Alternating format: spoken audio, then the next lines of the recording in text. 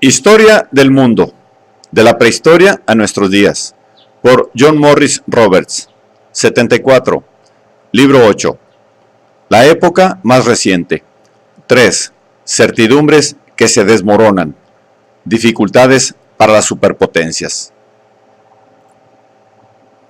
En la década de 1970, seguía habiendo dos gigantes que dominaban el mundo desde 1945, y que aún lo consideraban su particular campo de batalla, dividido entre sus partidarios y sus enemigos. Sin embargo, los demás ya no los veían con los mismos ojos.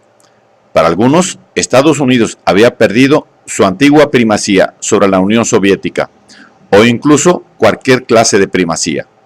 Era una percepción errónea, pero que compartía mucha gente, incluidos algunos estadounidenses.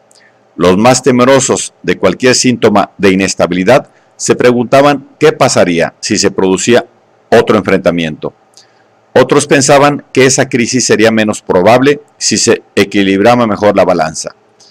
Sin embargo, también había otros cambios relevantes, pero difíciles de ponderar. Los dos bloques, hasta entonces más o menos disciplinados y rodeados de peces más pequeños susceptibles de ser engullidos por ellos, empezaban a dar muestras de cansancio. Aparecían nuevas disputas por encima de las antiguas divisiones ideológicas y, sobre todo, había indicios de una posible emergencia de aspirantes al papel de superpotencia. Hubo quien incluso empezó a hablar de una época de distensión. Una vez más, el principio del cambio hay que buscarlo algo más atrás en el tiempo, y no hay ninguna línea divisoria clara entre una época y otra.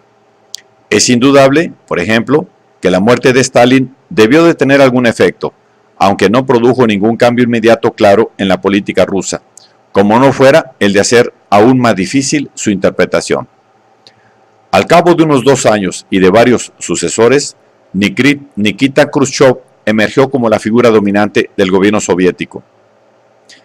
Y en 1956, Molotov, antiguo esbirro de Stalin y veterano de la diplomacia de la Guerra Fría, abandonó su puesto de ministro de Asuntos Exteriores.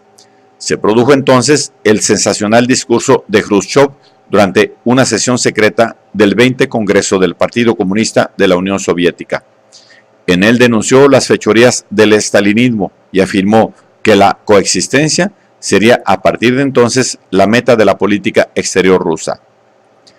La rápida difusión del discurso hizo tambalear el frente monolítico que hasta entonces había presentado el comunismo al mundo, y por primera vez le hizo perder el apoyo de muchos simpatizantes comunistas de los países occidentales a los que hasta entonces no parecían afectarles las realidades soviéticas, a no ser que aquellas revelaciones les permitieran expresar sin problemas de conciencia un desafecto que ya sentían. Junto con los anuncios soviéticos de reducción de armamento, el discurso de Khrushchev podría haber presagiado un cambio de ánimo en los asuntos internacionales si en 1956 el ambiente no se hubiera empezado a enrarecer tanto. La aventura de Suez dio pie a amenazas soviéticas contra Gran Bretaña y Francia, puesto que Moscú no estaba dispuesto a arriesgar su imagen entre los árabes si no acudía en apoyo de Egipto.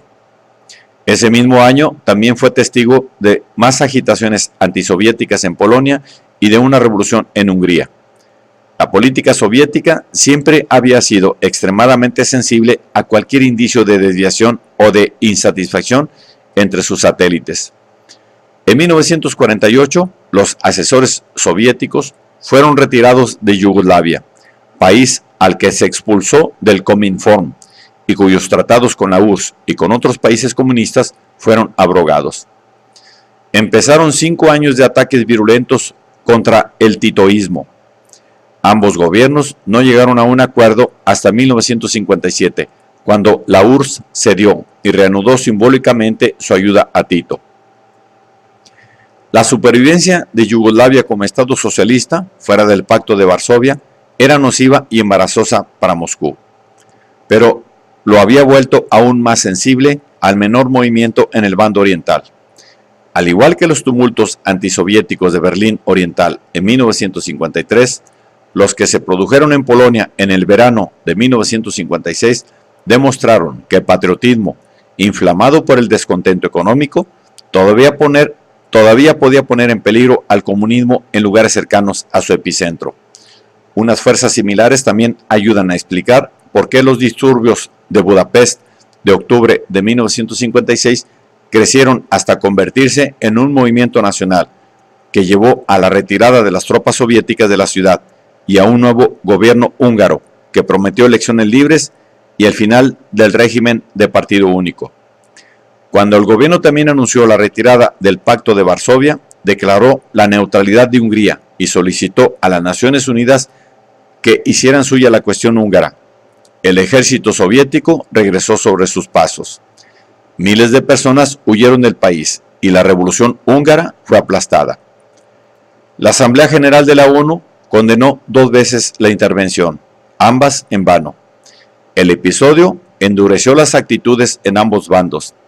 La cúpula soviética pudo reflexionar otra vez sobre el poco aprecio que suscitaba entre los pueblos de Europa Oriental, lo que la llevó a desconfiar aún más de los discursos occidentales sobre la liberación de dichos pueblos. Las naciones europeas occidentales, por su parte, volvieron a contemplar la auténtica cara del poder soviético y decidieron consolidar su creciente fuerza común.